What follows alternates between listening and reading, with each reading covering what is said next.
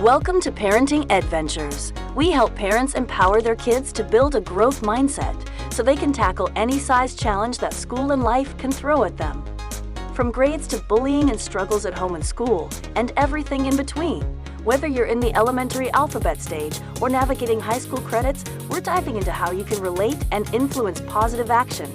Stick around for real solutions, expert tips, and stories that resonate and inspire. Ready for personalized mindful tutoring? Head to tutorteach.ca/tutoring to see how our 9 cornerstones to success have helped over 3,000 students achieve their goals. Now, let's dig into the episode.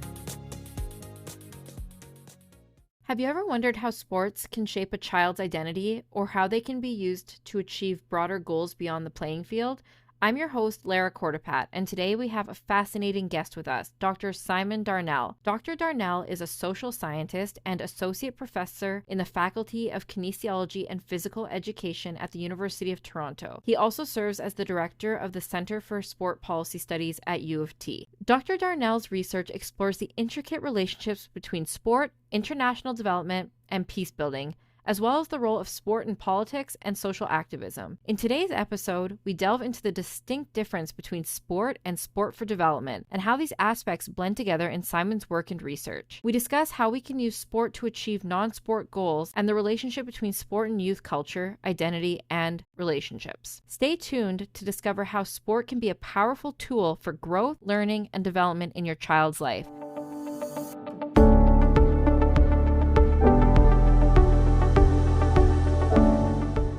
Thank you so much for joining us today, Simon. Before we get too deep into the weeds here, can you first just explain for those who may not be familiar what sport for development is? Sure. Sport for development generally refers to the organization and implementation of sports programs, but with non-sports goals in mind. So it's not sports to win games. It's not even sports necessarily to produce athletes. It's thinking about sports making a positive social contribution. So a lot of sport for development programs are targeted at young people, at youth, and often in response to issues or problems that young people might be dealing with, and trying to think about how sports programs can help them through those challenging times. So, some examples would include sport programs that are designed to help kids stay in school if they're at risk of dropping out of school. There's been a lot of sports programs under this banner in the last 20 or 30 years that have used sports as a way to promote health. Particularly if you're having a hard time reaching a specific demographic of kids, you can use a sports program to try and communicate a health message to them. And then there's a whole bunch of sports programs around the world that are also designed to build some kind of peaceful relationships between groups that might not come together otherwise, using sports in post-conflict situations. So really the main idea is to use the popularity of sports as a way to try and make a positive social contribution. That's awesome. I always say that for me personally, running is my therapy, and I use running as a way to clear my head and to, if I'm having a stressful moment or stressful day, I know that that's something that will clear my head. And that kind of makes me think of it where it's people using it as a conduit to better themselves, be it physically or mentally. Yeah, very much, very much. I mean, there are some things that are intrinsically positive about sports. There's some things that are maybe negative about sports that we can talk about too. But this has a sort of, in some cases, has a more instrumental understanding that it's actually the organization of sports to try and make some contribution that goes beyond the game itself. Love it. So there's an interesting distinction between sports and sport for development. Can you explain the difference? How do these two aspects of sport blend together in your work and your research? Yeah, well, I'm interested in both. I mean, I come to this topic as a social scientist. That's my training in social science research and methods, and I happen to study sports. So, some of that is about trying to make the sports system itself more accessible and inclusive. That's the work that we do at the University of Toronto in the Center for Sport Policy Studies, where I work. And that, again, that's like trying to make sure that if kids are playing sports, that those sports experiences are a positive one, because, it's not always the case, unfortunately, that sports are a positive experience for kids. But that's generally about trying to advance the sports system itself. Whereas sport for development is also about trying to implement positive sports programs, but to be more specific and intentional about them having some kind of positive external results. So again, that could be education, that could be health promotion, that could be community development. I've looked at some programs around the world where the purpose of the sports program is to get kids participating in sports, but mostly to develop some sense of community where kids might be feeling disconnected. So that's the main distinction. Are we just developing sports? That's important, but then sport for development is trying to extend the benefits beyond just the game itself. So, do you work with youth at risk in this type of scenario? We spoke with the Zebra Center in a podcast a while ago now, and they talked about kind of pulling resources together for youth at risk and for those who might be at risk of being in the juvenile system and whatnot. Is that part of your? Yeah, I think that often comes up. I mean, I try to be careful about the labels of kids as being one way or the other, but certainly when these kinds of programs are being conceptualized, it's often in response to a particular community or a particular population who are struggling with some particular issue. So, I think a lot of the sport for development programs that are in place around the world have been um, designed and implemented in response to a specific set of problems that young people are dealing with. And again, often that's education based, but it could be, I've looked at programs that are designed specifically to respond to kids who have experienced violence. If kids have lived through violence or participated in violence themselves, we know that there are a lot of social and psychological struggles that they're going to deal with. So sports programs can be a way to help them navigate those post-violent experiences. So yeah, often targeted at a specific group with a particular outcome in mind. Okay, that's a good explanation. So, from your perspective and in your research, how have you found sports fit into youth culture as a whole? Would you say that sports play a significant role in shaping a young person's identity and maybe even relationships? Well, definitely. I mean, I know we know that for many young people that sports can be a really really powerful part of their identity, their experience, their how they understand themselves. It can be a really big part of their peer group. It can be a really big part of how they eventually come to understand their childhood. I think a big reason why I study sports now as a grown up is because sports were very important to me when I was a kid growing up. So yes, absolutely, and especially if we're thinking about organizing sports in a with those kinds of social benefits in mind, then we can really make a positive contribution to like helping young people to think about sports in a positive way in their youth. I would also caution though that we have to make sure, and I say this as somebody again who's heavily invested in the world of sports, we have to be cautious to remind ourselves that not every kid likes sports, and that's okay too, right? It's not that sports are for every kid, and I think some of the best sport for development programs that I've seen are actually using sports alongside cultural activities like art or dance or music, um, because it's almost inevitable that there's going to be some kids that are not into sports, and that has to be okay too. But for the ones who do like it, and for the ones who've had positive experiences, yes, sports can really be a really important part of how they understand themselves and how they relate to other kids. I was speaking with a colleague of mine recently, and they were excited to see breakdancing coming into the Olympics and how it was kind of a new category. So I think that speaks to what you just said, is incorporating art into sport a little bit more. Yeah, and I think that uh, breaking such an interesting example, we can start to think about how sports kind of blend into what we might call physical culture, right? So it's not necessarily, it doesn't have to just be about sports where there are two teams and you're keeping score, but it could be various forms of physical activity, and I think more and more when we think about physical education and sports pedagogy, people are thinking, I think, in a really positive way, more about physical literacy. Maybe, the way that we approach this for kids doesn't need to be teaching them how to become a hockey player or a baseball player, but making sure that they have that ability to be physically active, that they feel comfortable, that they understand their bodies, and that they understand the kind of health implications of just being active and moving around. And again, sports can be a really important part of that, but sports don't have to be the only way that kids can learn to be physical. But it's been proven that physical outlet's super important for young people and for all people, really. Have you seen any impacts of social media on sport for development? And if so, in what regard? Well, I don't study social media necessarily, so I want to be cautious about making strong claims. I mean, There are some really positive ways in which social media has influenced the sport for development field around the world because this is a global phenomenon. There are sport for development programs literally around the whole planet, and often those programs are learning from each other and they're connected through social media.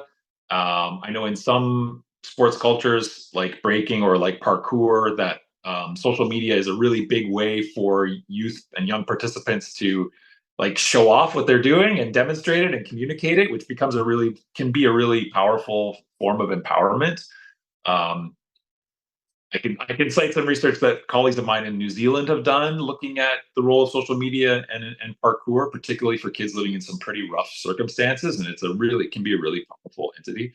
Um, but the other thing that we're up against, of course, is that social media can really kind of sap physical activity if kids are spending too much time on screens. And I say that with two young kids who are always trying to get onto a screen. So um, it's a give and take. I think like many aspects of the sport for development field, we can see some positives, and then we also need to be sort of cautious about what the limitations might be. So I know very little about the origin of sports. Can you talk a bit about the historical context and how it continues to influence the goals and outcomes of sports today, particularly when it comes to our youth? And a shameless plug, I've written a book with some colleagues on the history of sport for development, where we get into a lot of the details about this. But I think one of the main ideas that might be of interest to people is to consider that in some ways, the history of sports is the history of sport for development. I mean, one of the reasons why um, organizations or communities or governments have invested in sports for decades is with this understanding that it can make a positive social contribution. So, like the classic example is that when Pierre Coubertin revived the modern Olympics in 1896, he did it because he had an interest in sports, but he also did it because he was convinced that young people in France needed some kind of social development tool, and he looked to sports as a way to do that. I mean, in some ways, he thought young Frenchmen were getting soft and they needed to toughen up. So, that's a bit of an oversimplification, but it does speak to the idea that sports have often had this kind of social mandate attached to them.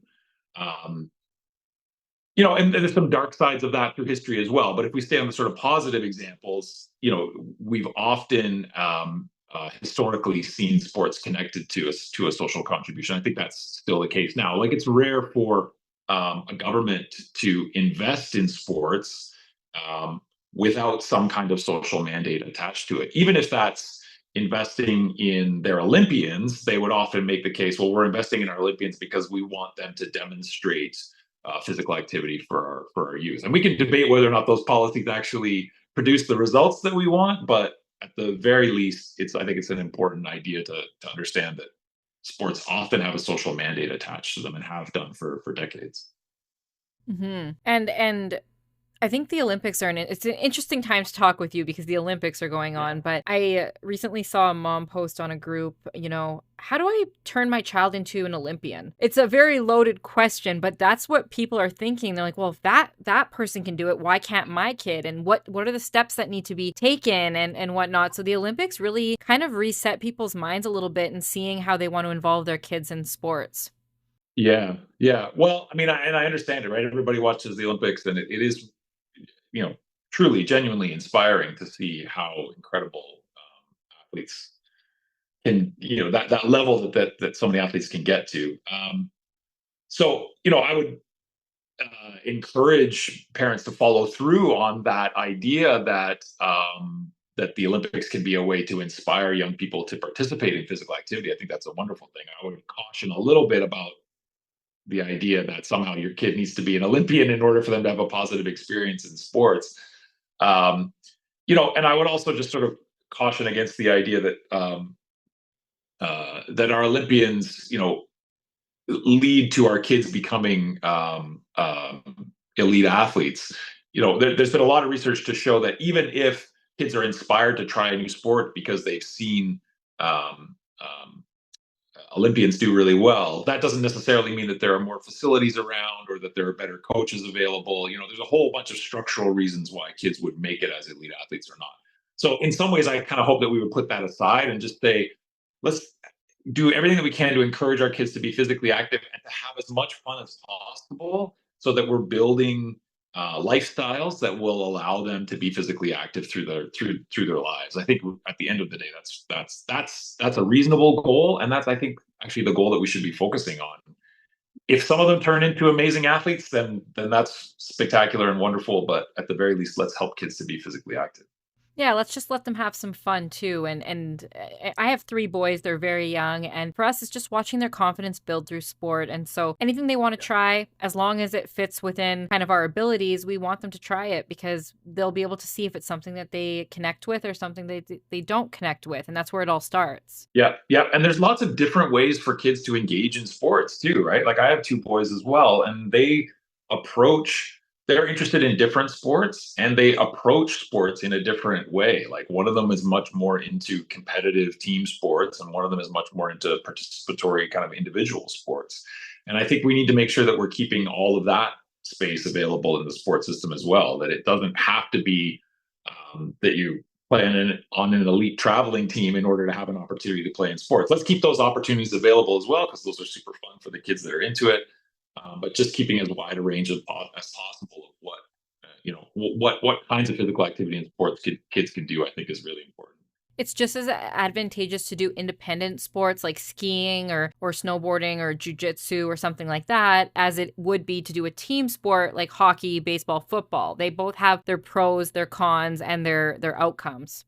Yeah, for sure, for sure. I mean, if we're thinking about physical activity, first and foremost, getting your heart rate up and building muscle and maintaining a healthy body, then any of those sports can work, right? And then I think if we think about like the social implications, then they're probably or the psychosocial benefits, then we can start to think about what you get from those different sports. Like I always loved playing team sports. It works for a lot of kids because they have that real sense of camaraderie. They have friends on their team. They feel connected to something. They have coaches that they can lean on. I think that feeling of like the team is expecting you to show up and be part of this culture, that can be really powerful. But then for some other kids, like the discipline of martial arts is really important. Like you need to show up and train and show the discipline and respect. So again, I think it's like there's a big there's a big range of physical activity and sports experiences, and I think we should embrace that. Definitely. So it's fascinating the idea of using sport to achieve non sport goals. Can you share some examples of what these non sport goals are and what they kind of look like? Yeah, I mean there are lots and lots of examples around the world. So, um, well, I'll start with a recent example, one that I've just been working on in my own experience. I just went with students from the University of Toronto to Kingston, Jamaica. I've done work in Jamaica over the last few years. And we visited a program that I'm quite familiar with called the Child Resiliency Project. It's in the Trenchtown neighborhood of Kingston, which is actually where Bob Marley grew up. And it's a really rough neighborhood of the city.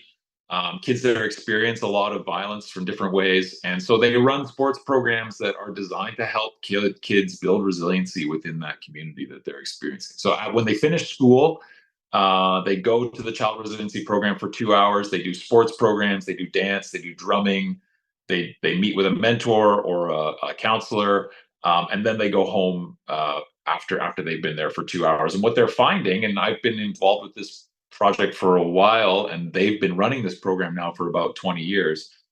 Is that the kids that stay with those kinds of after school sports programs that are designed specifically to build psychosocial resiliency, they do much better trying to navigate all the way to the end of the school system.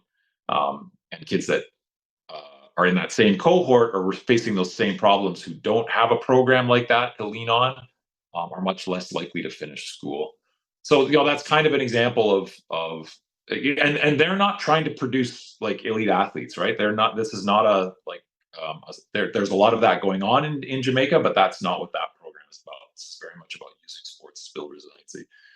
Um, then there are sports programs around the world that are designed to bring groups together that would not otherwise interact, particularly in a post-conflict situation. People have been running programs like that in the former Yugoslavia for a number of years, in the Middle East, um, trying to help kids to have a cultural interaction with somebody from a different ethnic group, particularly if those ethnic groups have been in conflict or in a war.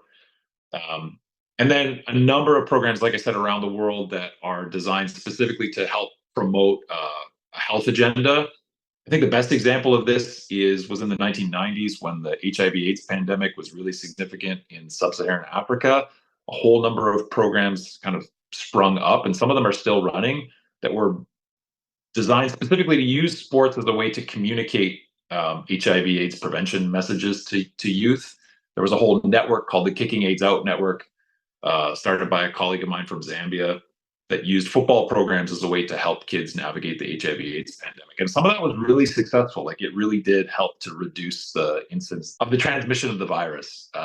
So, we'll never know exactly what would have happened without those programs, but we can say that those programs made a positive contribution to helping kids navigate HIV/AIDS at a pretty scary time in that part of the world. Those programs become kind of a tool for underlying issues. And it sounds like a very holistic kind of approach to that. So a lot of people's brains might not go straight to sports when they're thinking about HIV. They're thinking more of a medical crisis versus something that would be sports related. And so it's interesting to see how those two worlds came together. Yeah, yeah, and often, the kind of theory that has been implemented in those programs is using sports as a tool or a hook or a way to get kids into the program, so that you can, because sports are fun for lots of kids and attractive, and you're much more likely to get kids to show up to a health program if you have sports attached to it, rather than just saying, "Here's what you should or shouldn't do for this disease."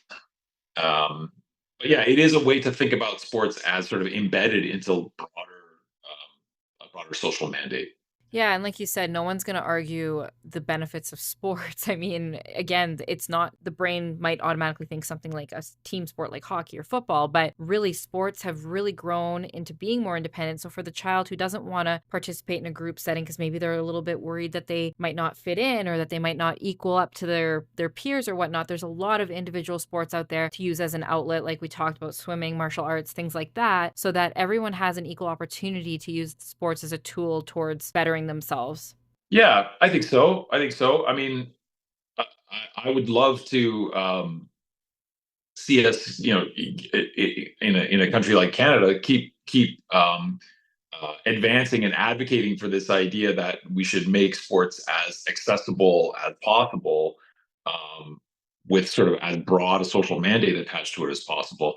Because what's also happening is that for some sports, and I say this as somebody who's like, my son plays competitive hockey.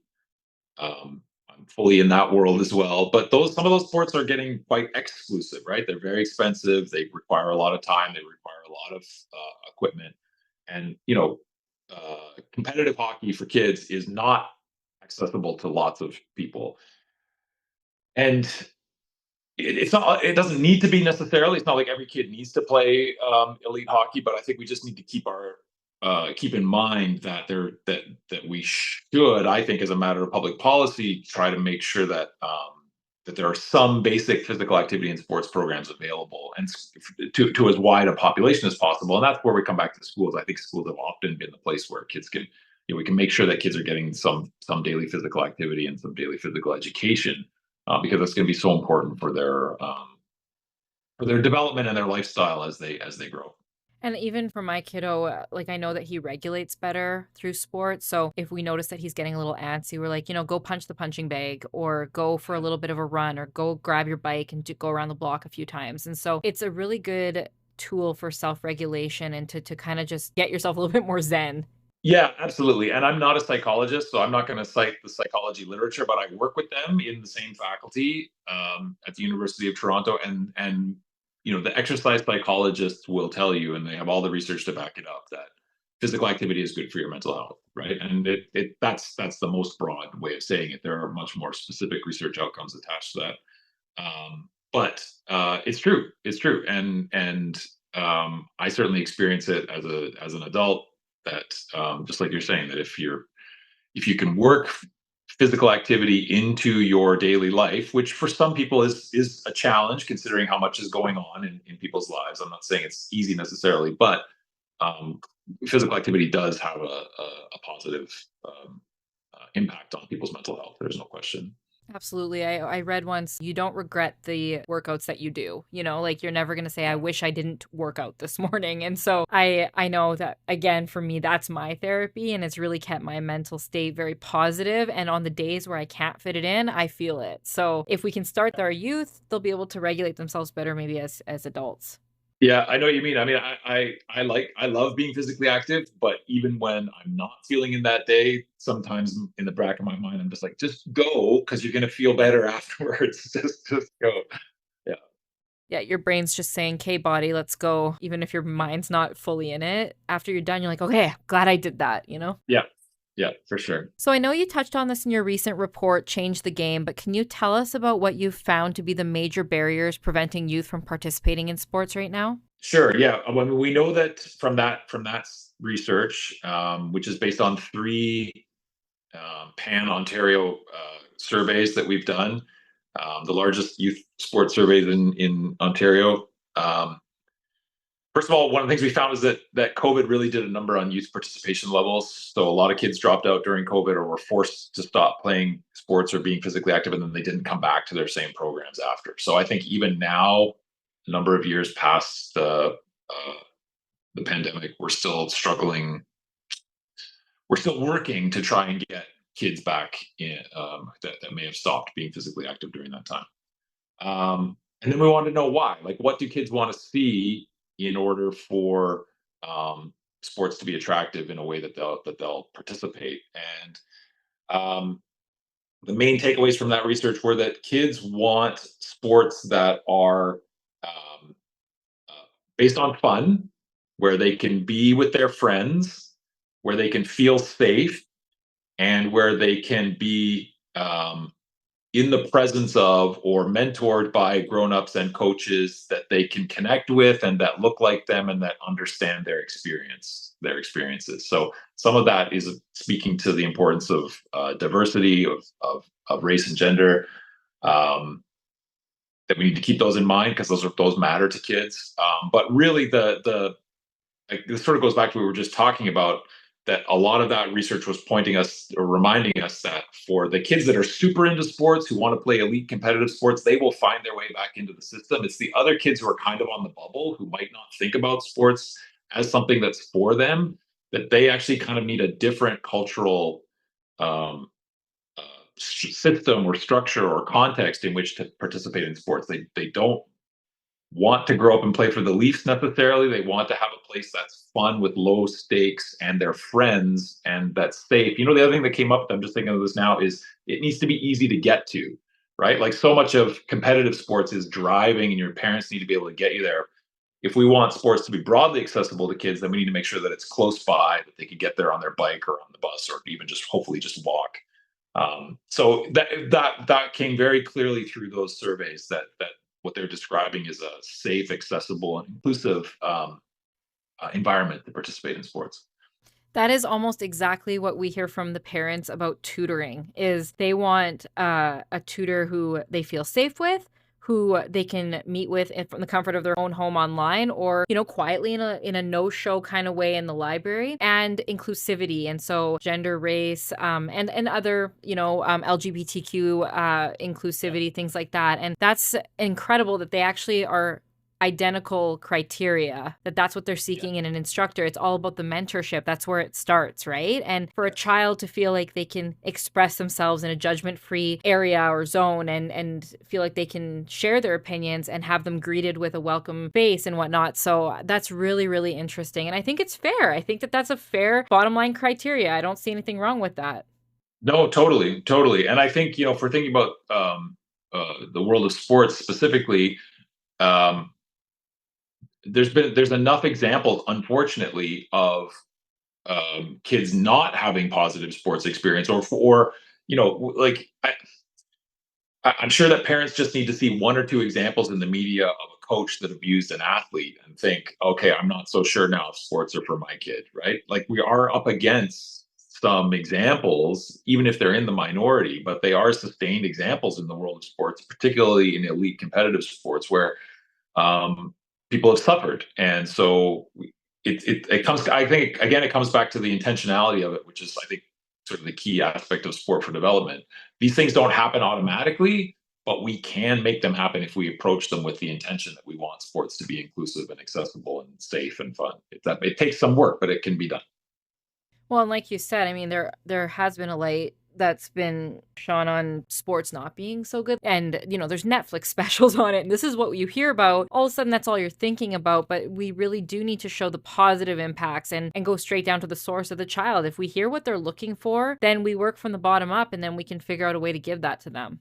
That's right. That's right. And that's what we tried to do with those surveys, is to make sure that we weren't talking to grown-ups about kids, that we wanted to talk specifically to the youth and get their feedback. And we did a good job. And I say we, that was a partnership with the MLSE Foundation. MLSE is Maple Leaf Sports and Entertainment, and their charitable foundation does a lot of really important sport for development work. And I do research with them. And the partnership between our university and the foundation is what led to those research outcomes. And I love that you went straight to the youth, because the parental perspective is just not going to match the child's perspective. And if we really want to improve that, we have to talk to the kids. They're the ones doing it, right? So, and the goals for a parent differ very much from that of the child. The child might just be there to have fun, make friends, maybe unwind after school, find a way to kind of keep themselves busy. And a parent's goal might be to, make them an Olympian or to keep them in school. Like the parental goals are just going to be completely different. Absolutely, absolutely, and I think it's a big challenge. Certainly, one that I'm experiencing as a sports parent, is to try and navigate that. How much of this is what I want for my child, or how do I know what they want? And I think keeping those lines of communication open are really important. And again, I work with colleagues that study the parent-child relationship in sports, and it's a really important part that most parents are navigating if their kids are in sports, for sure. Definitely. And there's a concern with bullying at times and things like that. We had the founder of Dare to Care on our podcast. Her name's Lisa Dixon, and she addressed kind of what to look for in bullying with sports and whatnot. So as long as the parents stay involved and have the right mindset, there's ways to kind of circumvent that bullying and make sure that their kids are in the right place for where they should be. Yep. And I think there's a policy structure in place that hasn't always been there. There's still more that can be done, but the policies for things like return to play for kids coming back from injuries is stronger than it used to be. The requirements for people to become volunteer coaches are stronger than they've been before, and sometimes that can be a bit of a pain if people feel like, how come I have to go through all this if I just want to coach my kids' team? And I understand that to a degree, but I think, I'm encouraged that sports organizations are noticing and have learned from some of the mistakes of the past, and it seems like are putting in a more of a structure now to help make sure that doesn't happen again. Definitely. So let's talk about the relationship between sports and education. How do you see sports complementing a child's education? Do they kind of work hand in hand to promote overall development, or is there really not a significant parallel there? Well, I mean, the framework that I would advocate, I think it's pretty tempting to think that it's still pretty tempting to think that kids go to school to learn math and science, and then they might do some physical activity, and hopefully if they do the physical activity, then they'll do better at math and science. And I think there is that relationship, right? But I would even take it a step further and say that if kids are when kids go to school, that their overall education should include physical activity. That it's actually that's the level that I would like to get to, and we see that in other cultures, we see that in other places, that sports and physical activity is not like something you do after you've done the real school, that actually physical education and physical activity is fundamental to human development. Some of the frameworks of human development that scholars and thinkers have put forward, they necessarily include physical activity and play because it's so important to the development of youth and becoming healthy adults. So, I see them as inseparable. I don't think that physical education is somehow outside of the mainstream of education. I think if we were serious about, as we try to be serious about helping our kids live their best lives, that should include opportunities for them to develop physical literacy as a core of the educational experience.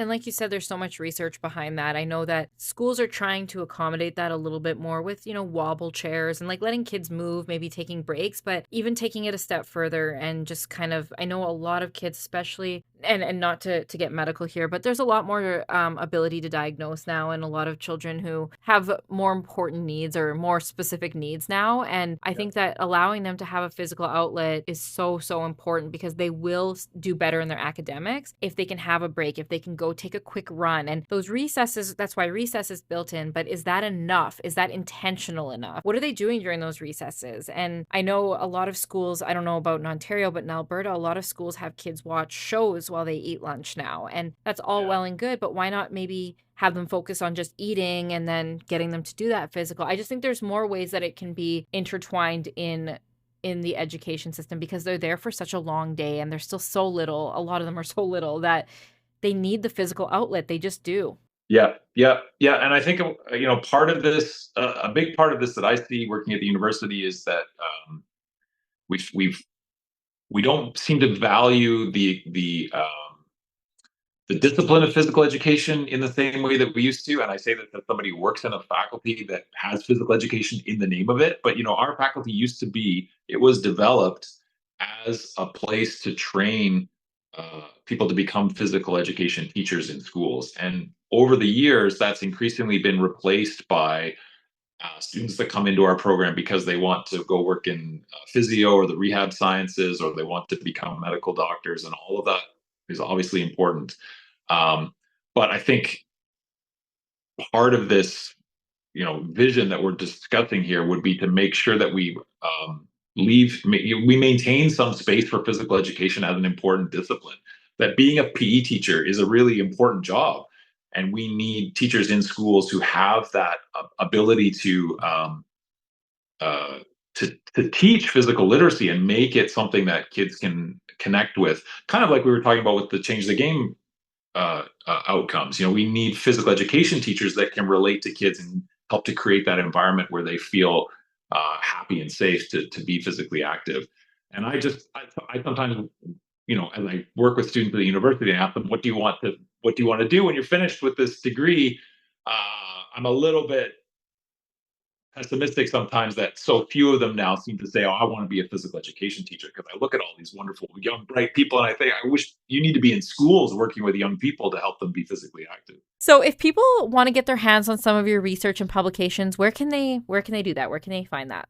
Well, I'm on Google Scholar under my name, Simon Darnell. But I think for the kinds of issues that we've been talking about here, I would direct people to the website of our research center. So it's the Center for Sport Policy Studies at the University of Toronto, and our website is sportpolicystudies.ca. So we publish, our more recent reports and academic publications there. You can also links there to our advisory board and other members of some of the graduate students that I work with. So it's just a way to get in touch with those of us that are doing this kind of work. But also, there are sociologists of sport and physical activity across Canada, and lots of really good research being done to make sure that we think about sports as a social phenomenon, not just a medical one. Thank you so much for talking with us about this. I think that it's an important topic, and one that has a lot of information and research behind it that shows the benefits of sports for youth and how they can express themselves and develop in a more positive way. So thank you so much for chatting with us. And I think this is going to be really resourceful to parents everywhere. My pleasure. Thanks. Yeah, I hope that people think about sports' social significance. My goal in my teaching and research is always that people, think about sports as significant, that it isn't just after the fact, that actually sports are a really important part of our culture and worth paying attention to. So thanks. And that's a wrap for this episode. Thanks so much for joining us on Parenting Adventures. Remember, you're not alone in this journey, and we're always here to help. Parenting is like trying to fold a fitted sheet. It seems impossible at first, but with enough determination, you can make it work, kind of. If you're ready for the next step, visit tutorteach.ca/tutoring for personalized mindful tutoring and discover how we've helped over 3,000 students reach their goals. Until next time, keep calm and fold on.